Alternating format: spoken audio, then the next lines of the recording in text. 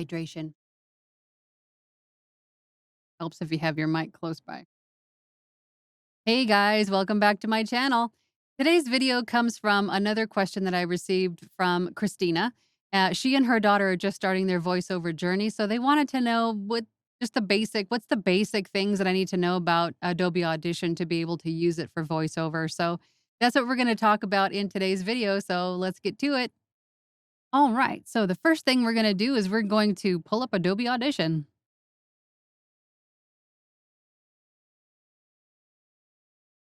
Make this full screen here. Okay, for a lot of you who just gotten Adobe Audition, you probably don't have this metadata box over here. I had someone ask me that question just this morning. So that might not be there. So what you want to do, let's actually take this off so I can show you what I'm talking about. This is probably what you're going to see is the default format for Adobe Audition. If you notice up here in the corner, you've got edit audio to video. If you click that, you'll be able to see a few more different panels show up. This would be for if you have like a video that you're syncing voiceover to, which would be helpful. I really don't use this panel. I mainly use this radio production one over here just because it has more of the panels that I need, but you can really customize this to however you want it to look. But this is basically what I need.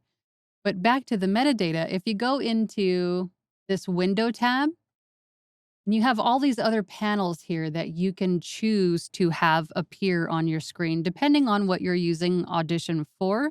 But for this video, we're talking about voiceover. So I'm just going to show you the panels that I use on a day-to-day basis. So what we're going to do, because we need metadata, I'm going to click this, and then that panel pops up over here. So what the all of these are just for different ways to add information to a track. But for audiobooks, you're going to use ID3, and then you have all of your spaces to put in the chapter name, the title of the book, and I'm thinking that's pretty much all that you're going to use in this section, unless you're editing a podcast. Then you can even add in the genre, which would be podcast, and then the track number would be maybe the episode number if you wanted to do that. So, to get started with Adobe Audition, the way to start a new track would be to go over to File, and then you want to, go File and then New. And then you can either open a new audio file or a multi track session. 9 times out of 10, you're going to be using the audio file, and then you're going to name it. We're going to name ours Test. And that'll open up a new audio file for you to begin recording voiceover. So let's say that we wanted to maybe record a meditation, because I record a lot of those. Let's just start recording. Now, as you can see, I'm recording some voiceover right now, just adding a little bit of something here to this track, and then we'll stop it. Okay, great. Now we have our audio file. Now, this section over here, mainly the effects rack, is probably what you're going to be using the most. Now I got to remember where I was because the dang air conditioner was on and the darn thing makes too much noise. So I think we were talking about the effects rack. The effects rack is where you can add different types of compression. You can add a hard limiter. You can tweak the EQ. You can add some echo and some delay. Noise reduction is another one that the voiceover artists use a lot. If you have a computer fan in your office that's making a little bit of noise, or you might have, just ambient noise that's just not really getting your noise floor down as low as you'd like, or there's just too much noise. You could use a denoise. There is Adobe is constantly adding new effects into their standard basic system, and it's really nice because even a couple of years ago, we had to buy a bunch of different plugins to do a bunch of different things, like a great AQ or a great EQ. Or, a noise remover, stuff like that. But Adobe's been constantly adding new things. I think they even have Yeah, an automatic click remover, which is nice because, as you speak, you have those little clicky saliva noise mouth ugh, that I personally cannot stand, but there's plugins to remove those as well. Isotope makes a good one in their RX7 or RX8 um, offering. But Adobe has their own automatic click remover, which is nice. I haven't used it a whole lot. I think I used it once or twice just to check it out, and it's good, but I prefer the Isotope version. There's also a de-reverb, which is good. I also edit a lot of podcasts for clients, and that's one of the things that I use the most is a de-reverb because a lot of people don't use a treated space to record. And if you don't when you record and you have a little bit of room echo, a de-reverb would be good to use to remove a little bit of that echo, that the microphone picks up when you're talking in an untreated room. De-hummer would be if you've got something, just kinda like buzzing in the background, that might help to reduce it a little bit. And keep in mind, none of these noise removers are gonna completely remove everything. If you crank them up way high to remove a lot of noise, you run the risk of it distorting the sound of your voice. So you wanna be very gentle on these to start if you use any of these. But there's a lot of different, effects that you can use that are available to you right out the gate.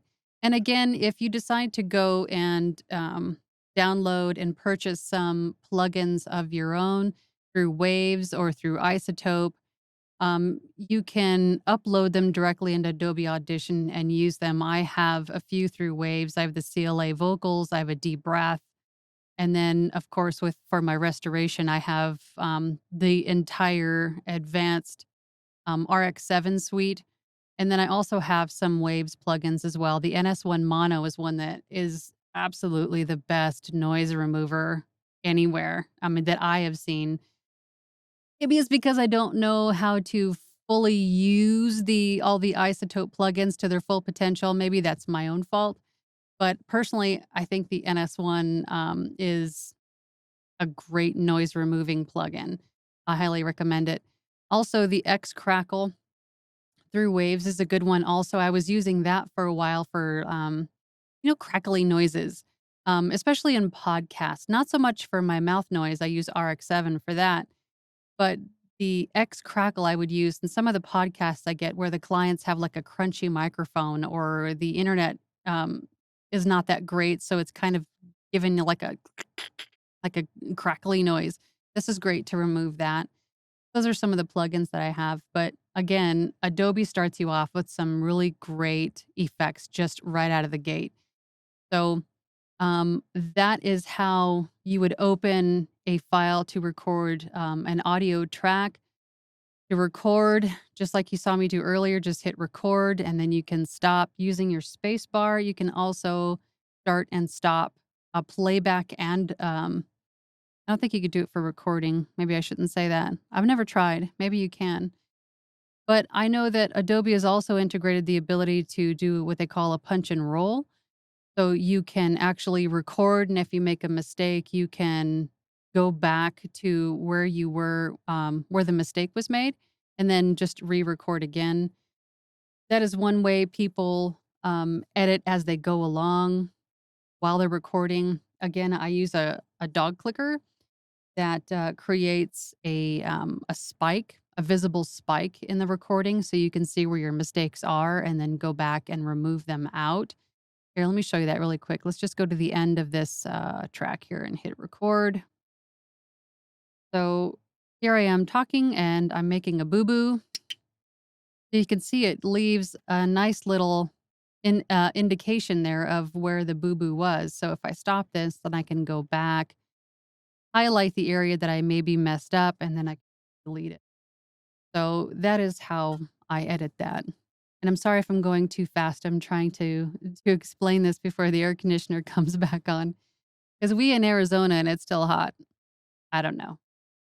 Okay, so that is a single audio file. Now you might find yourself in a place where you want to mix this audio file or this vocals track into some music. So if you want to do that, you want to go up to File and then New, and then go to Multi-Track Session. And then we can name this one test. And this will bring up this panel. So what we want to do here, well, actually, let me backtrack a little bit. As you can see, there's a ton of different track slots here. Um, really, if you're just mixing with music, you're just going to use two of these. Each one of these tracks is going to be a separate audio file. So, for example, if we took this test track, we just grab it and drag it over here. This is the one that we just played with a little bit. Let's play it really quick. I don't know if you can hear that, but that was just me, blabbing into the mic a couple minutes ago. But if we wanted to add some music, let's pull in an audio. Let's pull in a music track. Okay, so I opened up a audio track from Audio Blocks. Let's pull that in. You just grab it and drag it in, and then that will pull in our music. And from here, well, I should probably tell you, I'm not sure exactly where to start here, but if you can see my cursor, it looks like a little razor blade. Now you can change this to um, the cursor up here should be in move. It says move tool. That way you can move this around freely without, messing anything up. But if you wanted to, let's say, trim this vocal track down, you could come up here to this razor blade and click it, and then the cursor turns into a little razor blade. So you could go to where you want to cut it and then just click it, and it'll cut it right where you clicked it. But if you move up to the top here of the track, you can notice the cursor changes back into like a move option.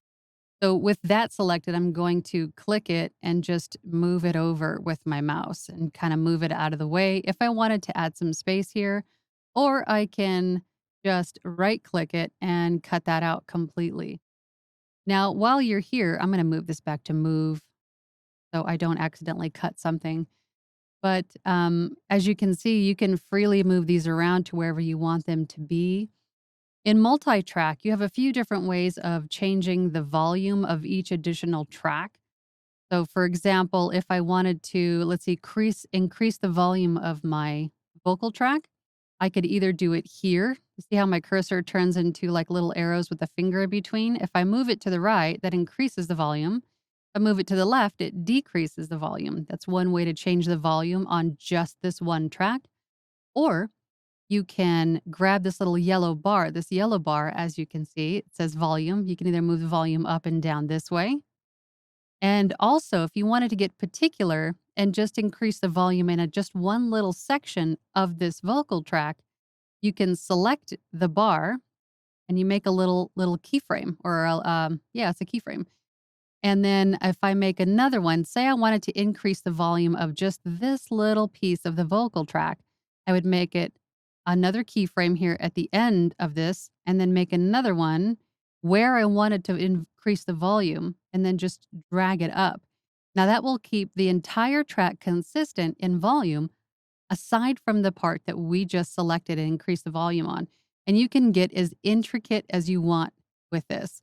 This is really nice because sometimes when you're speaking, sometimes you might not speak at the exact same volume as you're going through, especially long form narration. It's kind of hard to keep, you know, the volume up on every single piece of every single sentence. So you might need to adjust that if you wanted to. You can come back in here and adjust the volume of just one little piece, increase or decrease. It's really, really cool. Another way to mess with the volume on just this one track is to go over to this volume knob. You can just drag it down to go quieter, drag it over to the right to go, louder. And you can do this with any of these tracks. So even with music, let's say that this section here was quieter, or maybe it has, like a symbol or something that's a little bit too harsh for what we're doing, and I wanted to turn down that bit of the song. I could do the same thing as I did before. I can just highlight a keyframe on either side of the section I want to reduce the volume on, and then just make another one and just pull it down to make this section of this song quieter, which is kind of cool. Another thing that you can do is you can grab if you move your cursor over to this little square here and see how it turns into kind of like a cross with arrows on it, and it tells you what you can do with this. So if I click on that little square and drag it, this will fade the track in, and I can maneuver this any which way I want to get the exact kind of fade in that I want. And then moving this bar up here, I can go down to the end of the track and do the exact same thing at the end of the track. I can fade it out a little bit. Or you can make yourself a keyframe and then just grab the other end of the volume and just drag it down. So then this music track will slowly fade out towards the end, which is nice.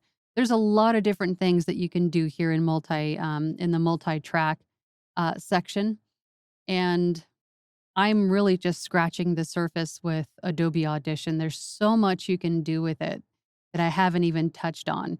As I mentioned before, you can pull in a video and you can actually have the video shown. See how it says video down here? The video will play down here with a nice timestamp. And then you could pull in your voiceover up here and time it to the video. There's a lot of stuff that you can do in here, and I absolutely love Adobe Audition. It's worth every penny I pay every month for it. So there you go. That is the basics of Adobe Audition. I am sorry if I went a little bit fast, but I'm trying to speak to you while the air conditioner is off because the darn thing is so loud. But once again, if you have any other questions for me, please feel free to leave them in the comments below or send me an email. I love hearing from you guys. But until then, drop me a like, hit that subscribe button. I really appreciate it. And we'll see you in the next video. Thanks. Bye.